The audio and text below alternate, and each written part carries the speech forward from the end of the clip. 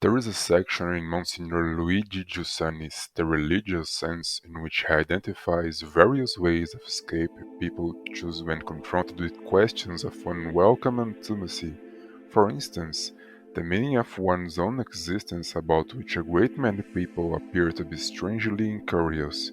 The section is called Emptying the Question, and in it he reproduces an exchange between a well-known Italian journalist named Augusto Guerriero, who writes a popular column on politics, and an English reader who turns to him for answers to questions which have nothing to do with politics, but which nevertheless painfully drive him to distraction. I turn to you as the only one who can help me, he writes, and documenting his difficulties, which include years spent as a prisoner of war where he contracted tuberculosis, he pleads for a letter that would be a great relief for me and would make me stronger. I ask you please to help me. How could Guerriero possibly refuse? Well, he doesn't, but the letter he writes brings no relief whatsoever. What good, he asks, would writing you a letter do? I only write about politics, and what use would do it to be write to you about politics? You need for someone to talk to you about other things, and I never write about those things. In fact, I never think about them, and it is precisely not to think about them that I write about politics. That, in the end, don't mean a thing to me. In this way I manage to forget myself and my misery.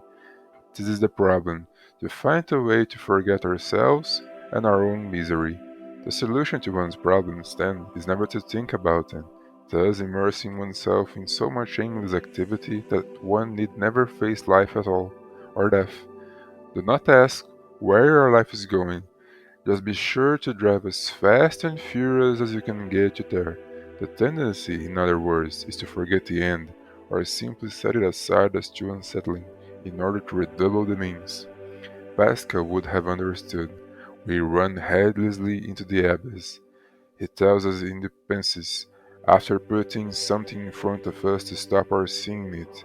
Thus, we tell ourselves that diversion alone can allay our miseries, not recognizing that, as Pascal again reminds us, it is the greatest of our miseries, for it is that above all which prevents us thinking about ourselves and leads us imperceptibly to destruction. By putting us to sleep, it anesthetizes us against having to ask real questions, like who am I? What is my life for? Among the diversions with which we try and distract ourselves, politics is perhaps the most pressing.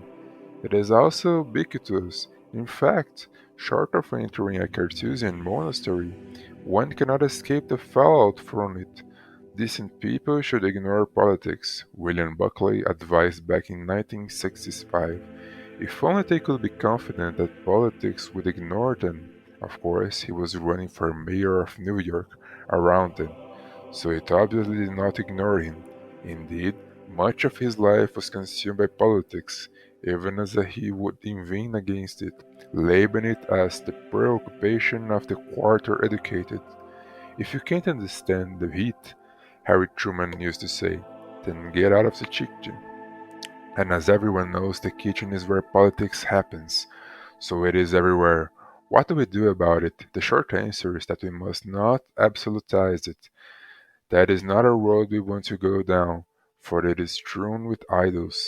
No finite good, however necessary or noble, can carry such heavy freight. Only God is worthy of sublime pursuit. Only He warrants divinization.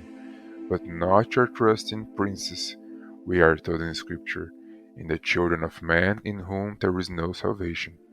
Joe Biden would not save us, nor would the whole woke apparatus he has loosed upon the nation. Only God can save us, which He is eager to do so long as we do not substitute some lesser good for Him.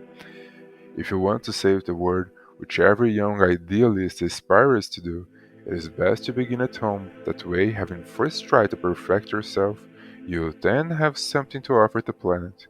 On the other hand, Christ having come to consecrate the whole of humanity, and politics being an inescapable part of the human world, it would be ill advised to ignore politics entirely, or, and this may be worse, to relegate it to others lest the exercise taint one's soul. The fact is, religion, the life of faith, is part of the common human good, which it is the business of politics to look after and secure. Religion is not concerned solely with the future life. Jean Cardinal Danielou tells us in his remarkable little book Prayer as a Political Problem. It is a constituent element of this life because the religious dimension is an essential part of human nature. Civil society should recognize in it a constituent element of the common good for which it is itself responsible. To deny this, he argues, would be to fall victim to that most detestable form of idealism which separates spiritual existence from its material and sociological substratum. Politics, we are always to remind ourselves, is not God. To pretend otherwise is an affront to God.